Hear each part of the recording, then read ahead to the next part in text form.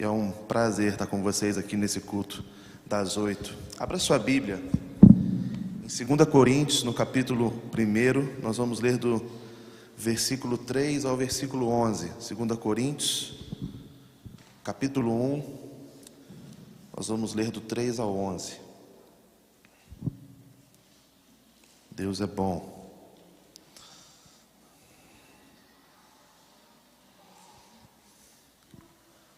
Amém? Diz assim a palavra do Senhor: Bendito seja o Deus e Pai de nosso Senhor Jesus Cristo, Pai das misericórdias e Deus de toda consolação, que nos consola em todas as nossas tribulações, para que com a consolação que recebemos de Deus, possamos consolar os que também passam por tribulações. Pois assim como os sofrimentos de Cristo transbordam sobre nós, também por meio de Cristo transborda a nossa consolação. Se somos atribulados, é para consolação e salvação de vocês. Se somos consolados, é para a consolação de vocês, a qual lhes dá paciência para suportarem os mesmos sofrimentos que nós estamos padecendo. E a nossa esperança em relação a vocês está firme, porque sabemos que da mesma forma como vocês participam do nosso sofrimento, participam também da nossa consolação. Irmãos, não queremos que vocês desconheçam as tribulações que sofremos na província da Ásia, as quais foram muito além da nossa capacidade de suportar, ao ponto de perdermos esperança à nossa própria vida. De fato, já tínhamos sobre nós a sentença de morte, para que não confiássemos em nós mesmos, mas em Deus, que ressuscita os mortos. Ele nos livrou e continuará nos livrando de tal perigo de morte. Nele temos colocado a nossa esperança de que continuaremos livres através dele, enquanto vocês nos ajudam com suas orações. Assim, muitos darão graças por nossa causa, pelo favor a nós concedido em resposta à oração de muitos. Feche seus olhos, vamos orar. Senhor, obrigado por essa manhã. Obrigado pelo sol que brilha lá fora. Obrigado pelo ar que nós respiramos. E te pedimos agora, fala conosco através da tua palavra. Que nós sejamos, Senhor Deus, levados ao entendimento daquilo que o Senhor tem para falar conosco. Em nome de Jesus, amém e amém. Como eu sempre falo na juventude, Deus não nos livra dos problemas do mundo para que a gente não seja descuidado com o mundo. Deus não nos torna filhos mimados. Deus não vai nos tirar dos problemas que a vida trará para que a gente tenha resiliência para enfrentar os próximos que virão. Porque na dinâmica da vida nós sempre passaremos por muitas coisas. A aflição é uma parte inevitável da vida humana e também da vida cristã. Todos nós passaremos por dificuldades, todos nós passaremos por dores, todos nós teremos as nossas lutas, sejam em grande ou pequenas escalas, mas todos nós passaremos. Todo mundo que respira tem uma batalha diária na qual tem que se levantar e lutar. No entanto, a maneira como nós lidamos com essas aflições, ela pode transformar a nossa vida e fortalecer a nossa fé. Se você começar a olhar as aflições que te cercam em estado de autocomiseração, você não vai fortalecer a sua vida. Você vai cair num precipício e você não sabe onde vai parar, qual é o fundo disso. A sua fé não vai ser fortalecida, porque a primeira coisa que vem no coração humano é culpar alguém pela situação na qual nós estamos enfrentando. Deus não nos convida a achar culpados. Deus nos convida a entregar a Ele aquilo que nós não podemos controlar. Ou seja, tudo. Toda a nossa vida, nós não temos absoluto controle dela. Numa hora está tudo bem. Eu saí do culto de quarta-feira, tudo certo. Cheguei em casa com os meus 2 filhos com febre. Estava tudo bem, eles estavam correndo aqui na igreja, após o culto. Chegamos em casa, Davi e Antônia estavam com 38,5 de febre em um, 38,6 outro. estava tudo certo. Você pode sair daqui e infelizmente bater o carro, ou alguém bater no seu carro, estava tudo bem há 5 minutos atrás, e agora parece que tudo virou de cabeça para baixo, você tem que refazer o seu dia. Ou seja, nós não temos controle de absolutamente nada, apenas o Senhor tem. Mas pastor, por que eu tenho passado por tanta coisa? Deus não perdeu o controle mesmo em meio à nossa falta de controle diante da tribulação que nos cerca. Ele continua sentado no trono, Ele continua soberano, Ele tem controle. Então Paulo, em sua segunda carta aos Coríntios, vai nos ensinar, vai nos dar uma visão poderosa sobre como Deus consola as nossas aflições e como nós vamos usar esse consolo para ajudar outros que sofrem. Porque o Evangelho não se trata sobre mim, ele não é algo só sobre mim, não são só os meus problemas, não é a minha vida, não são as minhas lutas, não são os meus sonhos. É o que Deus quer que eu faça para que manifeste a glória dEle, para que outros vejam Ele em mim. Porque a gente fica numa roda viva, numa corrida louca de buscar, conquistar, e a gente se esquece das pessoas que estão assentadas do nosso lado na igreja, que estão passando por dores profundas. E a gente quer vir para a igreja e quer pedir a Deus para abençoar a minha casa, abençoar a minha família. Senhor, me muda o trabalho, me promove. Senhor, aumenta o meu salário. Mas a gente esquece de orar pelo irmão que está sentado do nosso lado, que às vezes passa o culto inteiro chorando, mas a gente está preocupado com o que Deus tem para falar ao nosso coração. E a vida em comunidade cristã é uma vida onde nós nos importamos uns com os outros. Paulo está dizendo para a gente que enquanto o Senhor nos consola, Ele nos levanta para consolar outros. Enquanto caminhamos chorando, enxugamos as lágrimas de outro. Deus é o Deus de todo consolo. Então ele começa esse trecho da segunda carta louvando ao Senhor. Ele diz: Pai de misericórdias e Deus de toda a consolação. Toda a consolação está nele. Um teólogo escocês chamado Wesley diz que o conforto de Deus não é apenas para nos aliviar, mas também para nos capacitar a consolar outros, porque não é fácil. Quando nós estamos sofrendo, tudo que nós enxergamos é a nossa dor.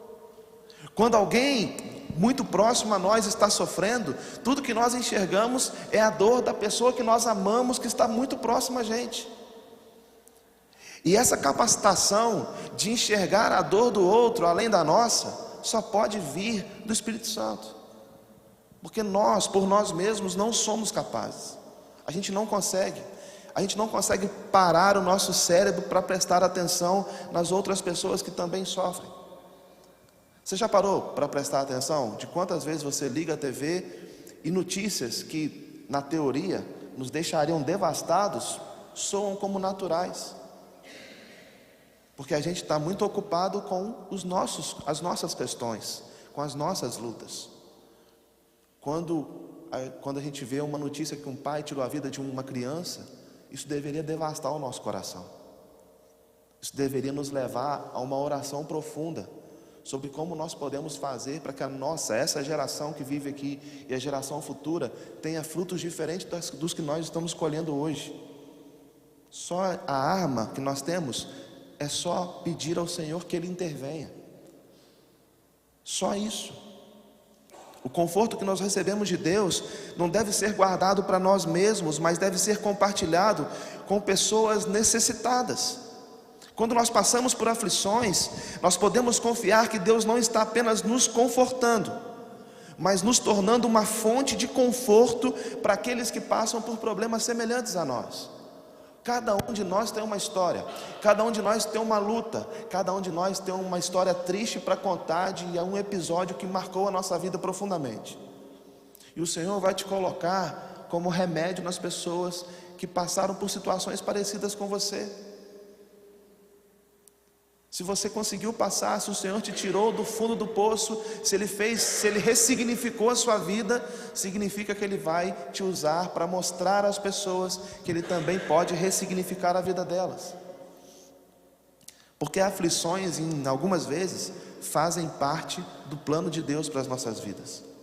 Em algumas vezes, ele explica que assim como o sofrimento de Cristo transborda na vida deles, ou seja, eles estavam passando por problemas, por perseguições,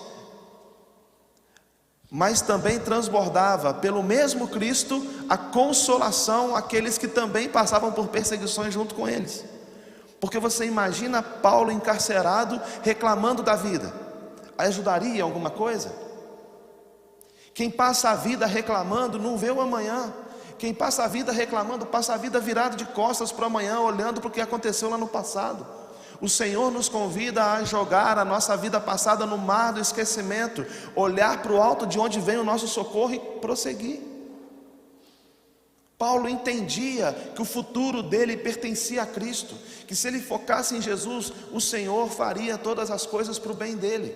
Então ele não perde tempo reclamando, ele olha para a sua situação, ele olha para a sua tribulação e fala: é assim que o Senhor quer me usar? É assim que o Senhor quer me fazer confortar as pessoas? Então eu estou aqui, me usa como consolo para aqueles que sofrem tanto quanto a mim.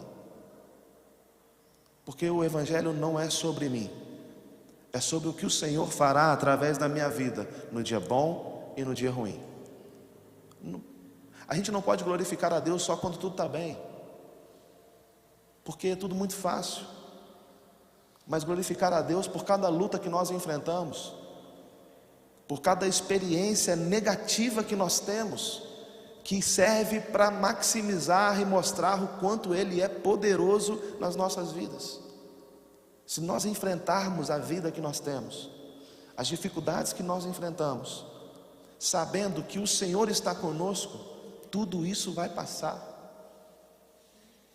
Porque o próprio apóstolo Paulo vai dizer: as nossas leves e momentâneas tribulações, comparadas ao que Jesus passou, são para nós um peso de glória que durará muito por toda a eternidade.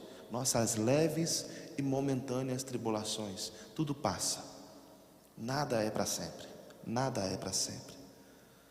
Deus nem sempre dá uma visão clara do futuro para a gente, nem sempre. Tozer vai dizer que Ele nos oferece uma luz para iluminar apenas o próximo degrau. E nós temos que continuar confiando que a cada degrau o Senhor vai prover uma nova luz. O que nós temos que fazer é confiar que aquele que provê o nosso amanhã continua lá, firme, com a mão estendida e cheio de energia para dizer para nós: filhos, não temam. Continuem, mesmo quando vocês não conseguirem enxergar o próximo passo que vocês vão dar. E parece difícil, o que de fato é. Tentar andar em meio à escuridão. Você já levantou à noite para ir ao banheiro com a luz da casa toda apagada? Aí você chega ao banheiro, vai ao banheiro e apaga a luz. E aí nosso corpo biológico, o que acontece com a nossa visão? Excesso de luz. Você tira a luz, então fica tudo mais escuro do que antes. O que te leva para a sua cama? O senso de direção. Você sabe de onde você saiu e sabe para onde você tem que voltar. Por que esse senso de direção, em direção à cruz do Calvário, nos falta às vezes? Porque a gente quer travar as batalhas da vida com as nossas próprias forças, com o esforço do nosso braço. A gente se esquece de que o Senhor continua no controle, mesmo em meio à confusão que às vezes a gente se mete, mesmo em meio à confusão que cerca a nossa casa, a nossa família. O Senhor continua no controle, Ele continua soberano. A gente não pode encarar as aflições que chegam sobre nós como algo negativo, como algo punitivo. Deus não está punindo os seus filhos, Deus não pune os seus filhos. Deus não traz nada que vai trazer malefício para a vida dos seus filhos. O que Ele traz são aulas para que nós aprendamos a lidar com o problema de hoje e sermos resilientes no problema de amanhã. Não dá para passar a vida inteira reclamando dos problemas que nos rodeiam. O que nós temos que aprender a passar a vida inteira é dizendo: o problema que eu enfrento hoje, a aflição que me alcança hoje, é para manifestar a glória de Deus, e o Senhor tem um ensinamento para mim hoje, porque amanhã a luta é maior, e assim vai escalonando, cada vez vai sendo mais difícil, mas com o Senhor nós vamos aprendendo a encará-las uma a uma. E a aflição gera em nós um aprendizado de depender de Deus em todas as circunstâncias. Porque a gente coloca tudo que nós temos, no dinheiro que nós ganhamos, no relacionamento que nós temos, nos amigos que nós temos. A gente confia a nossa vida em pessoas que até ontem eram desconhecidas. Mas esquecemos que o Senhor nos chama a viver uma vida com Ele, portanto Ele nos convida a ser dependentes dEle. Paulo compartilha uma experiência de aflição extrema. A gente não está falando de qualquer um, a gente está falando de Paulo. Ele diz que ele estava pressionado acima do que ele podia suportar. Um homem que sabia quem Deus era, que tinha experimentado maravilhas com Deus, que sabia o que Jesus tinha de poder para poder fazer a situação mudar, mas ele externa que ele estava acima do que ele podia suportar. E ele diz: eu não vou esconder de vocês as aflições que nós temos sofrido aqui. Eu vou externar para vocês porque está acima do que nós podemos, e nós estamos temendo a nossa própria vida.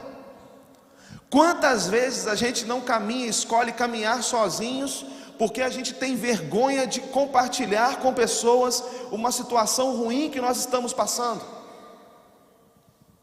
porque nos achamos às vezes superiores demais para nos colocar na condição de humildade suprema para pedir às pessoas ajuda em oração. Nós não podemos caminhar sozinhos. O cristianismo não é uma via onde você anda num carro sozinho. Nós somos uma comunidade de fé onde temos que apoiar uns aos outros, interceder uns pelos outros, orar uns pelos outros. Ninguém vai a lugar nenhum sozinho. Mas a gente entra numa loucura que o mundo tem colocado para a gente, que as pessoas querem nos atrapalhar. Não, os filhos de Deus estão interessados com as dores que nós passamos. Então, quando a aflição bater a sua porta e começar a te derrubar, começar a te desanimar, peça socorro àqueles que caminham com você e peça ajuda a eles para que te sustentem em oração. Paulo diz: o que vocês têm feito por nós tem nos sustentado aqui. A oração de vocês tem nos consolado e nos confortado. Parece que nada está acontecendo. Parece que a gente vai passando os dias e a vida vai ficando mais difícil e Deus não está fazendo nada. Deus nunca está inerte. O nosso coração fica. O nosso coração fica endurecido. O nosso coração fica incapaz de escutar a voz de Deus através de pessoas que vêm todos os dias tentar falar algo para a gente. Mas a gente se coloca numa condição de superioridade aos outros, achando que os outros estão querendo se intrometer na nossa vida. E veja bem, eu não estou falando de qualquer pessoa, pessoas que nós confiamos. Você sabe apontar pessoas nas quais você pode confiar a sua vida de oração. Nós sabemos com quem nós podemos contar para orar por nós. São essas pessoas que nós pediremos socorro. Não é qualquer um. Você não vai colocar a sua vida no telão da igreja. Você vai colocar a sua vida no coração de pessoas que vão sentir as suas dores, que vão chorar com você, que vão sorrir com você. Ele diz: a gente estava desesperado até de perder a nossa própria vida. Uma das razões pelas quais Deus permite com que as aflições nos alcancem é para nos ensinar a confiar nele e não em nós mesmos. Porque nós vamos falhar, nós vamos fraquejar. Ele não. Ele é capaz de nos livrar. Ele é capaz de nos livrar. Então nós devemos colocar toda a nossa esperança naquele que detém o amanhã da nossa vida. Nós não sabemos o que vai acontecer amanhã, mas o Senhor sabe. Sabe como você levantará, como será o seu humor. Ele sabe de todas as coisas. E mesmo sabendo, Ele se importa com que você narre para Ele as situações que você tem enfrentado. porque psicologicamente isso é bom para o homem, é bom para o ser humano, falar com alguém. Não tem ninguém para falar? Fale com aquele que está sempre com os ouvidos prontos a escutar. Fale com o Senhor, ore a Ele todos os dias. Separe momentos com Ele, que seja o momento mais importante do seu dia. Não é uma trivialidade religiosa, você separar 5 minutinhos, botar o relógio para despertar. Não, é o seu culto, é o seu momento. O telefone não faz parte desse momento. É o seu momento com Deus, o seu momento de ler a palavra, de orar, de conversar com o Pai. Nós temos que estabelecer isso. Para sermos cristãos de fato relevantes, nós temos que importar mais com o que Deus tem a dizer para nós e a nosso respeito, do que com o que os outros dizem. Porque aí Deus vai nos cercar de pessoas dispostas a nos empurrar ainda mais para cima daquele que tem todas as respostas que nós procuramos. Mas quando a nossa vida com Deus é rasa, quando a gente não se importa com o que Ele tem para falar, Deus vai nos cercar de pessoas que vão tomar o nosso tempo e não vão nos empurrar para cima de Deus. Passaremos a vida numa roda gigante, numa esteira, cansaremos e não sairemos do lugar. A esperança, ela é a âncora da alma, diz João Calvino, que nos mantém firmes nas tempestades da vida quando tudo parece ruir. Nós temos o episódio da cruz, Jesus no meio e um ladrão de cada lado. Um vai de acordo com a maioria, começa a zombar de Cristo. Se você é o rei, se você é o filho de Deus, peça para que uma legião de anjos venha aqui e acabe com isso, acabe com o seu sofrimento. É fácil ir com a maioria, porque você é mais uma voz na multidão e ninguém está nem se importando com mais uma voz na multidão. Mas o outro depositou em Cristo toda a sua esperança. Ele diz: você não tem motivo para estar aqui, você não cometeu nenhum delito. Eu tenho. Mas quando entrares no reino, quando chegares no paraíso, lembra de mim. Ele deposita em Jesus tudo o que ele tinha, toda a esperança que ele tinha, para que a vida miserável dele até aquele momento fosse transformada através de um poder do homem que ele acabara de conhecer numa situação de aflição. Nós podemos escolher em que momento nós vamos tomar essa decisão. No momento de dor profunda, quase morrendo, ou agora para transformar toda a nossa família. Eu conheço muitas histórias, vivi muita coisa com pessoas que escolheram Jesus minutos antes de morrer, que deixaram a família devastada, mas uma mãe com o coração grato, porque orou pelo filho desde o dia que entrou, que se converteu, para que o filho se convertesse. E o filho homossexual se converteu 10 minutos antes de falecer num leito de hospital. Mas não precisa ser assim. Conheceremos muitas outras histórias assim, de pessoas no seu último suspiro entregarem a sua vida para Cristo. Mas não precisa ser assim. Nós não precisamos chegar àquele que nos chama para viver uma vida plena só no nosso momento de maior dor. O Senhor se importa com a nossa dor, Ele se importa com as suas lutas, mas Ele também se importa com as suas vitórias, com as suas alegrias, com os momentos que marcam o nosso calendário pessoal, nosso casamento, o nascimento de um filho, de um neto. Ele se importa com aquilo que faz com que o nosso coração queira sair do peito de tamanha alegria.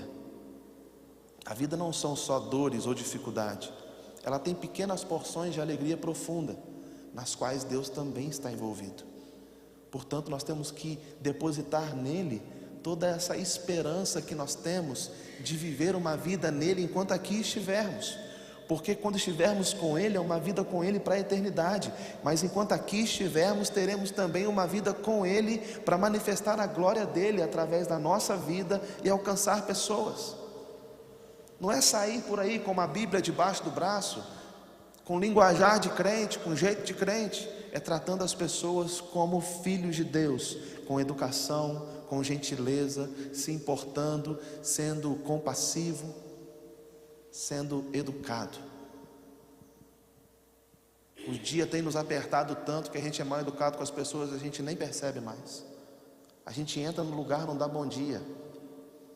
A gente entra num ambiente brigando com as pessoas, vai embora brigando com as pessoas e é incapaz de pensar que naquele dia alguém se levantou mal por causa de uma má notícia. Somos capazes de pegar um dominó e dar um peteleco no dominó e descarrilhar a vida de uma pessoa inteira por causa de um momento de desatenção com o outro. Um momento. Mas quando a gente está no ápice das nossas aflições, a gente encontra algo precioso, o poder da intercessão, da oração. Eu não sei como é a dinâmica de vida de vocês no que tange a falar com o Senhor.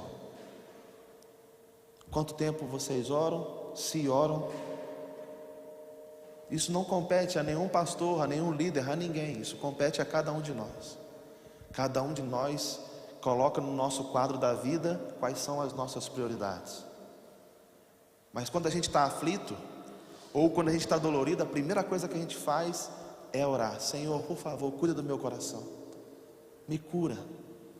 Mas quando está tudo bem, a primeira coisa que a gente faz é levantar da cama, tomar um café e sair.